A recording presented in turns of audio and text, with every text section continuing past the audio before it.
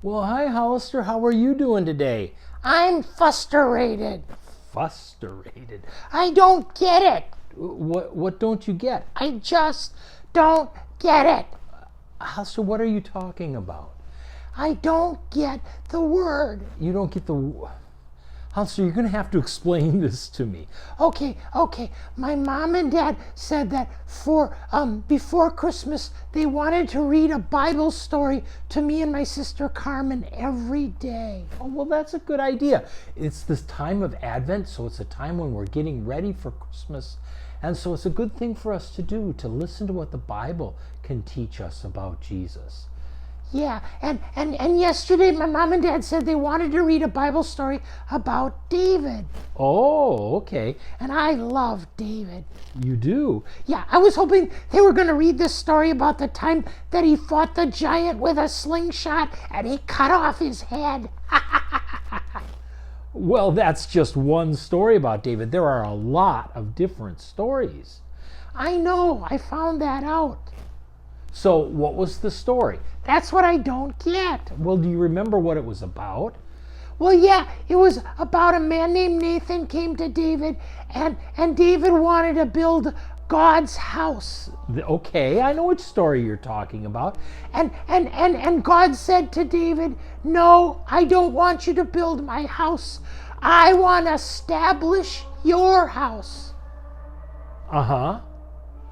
What does that mean? What do you mean? Establish your house. What does it mean?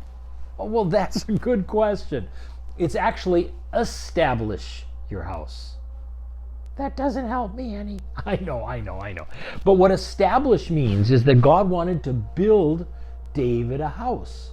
But I thought he already had a house. He had a big palace because he was a king. That's right, he did. But God was telling David that he wanted to make David's house last forever. You mean his house would never fall down? Well, no, he was talking actually about a different house.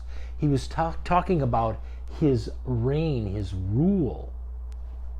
What? Well, David ruled over the people of Israel. And God said to David, I want your rule, your family, to rule forever.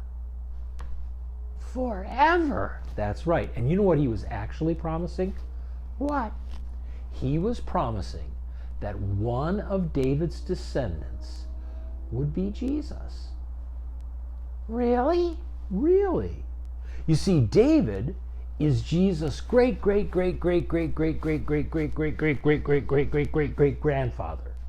Really?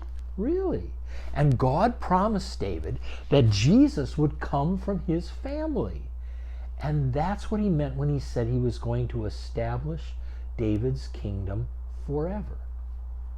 So Jesus is actually from David's family? That's right. And that's why your mom and dad read that story to you.